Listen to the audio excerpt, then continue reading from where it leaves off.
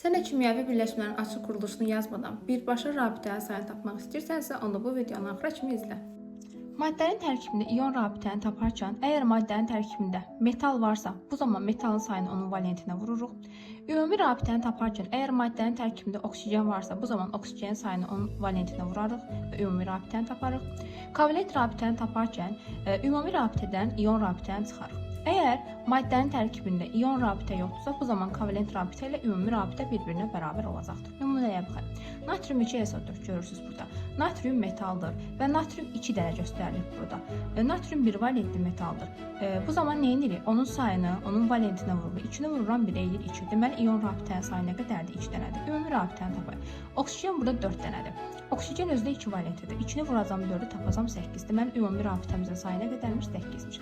Kovalent rabitəni tapmaq istəyirəmsə, bu zaman ümumi rabitədən, yəni 8-dən ion rabitə, yəni 2-ni çıxacaq. Bu zaman da 6 dənə kovalent rabitə olacaq. Bu qədər.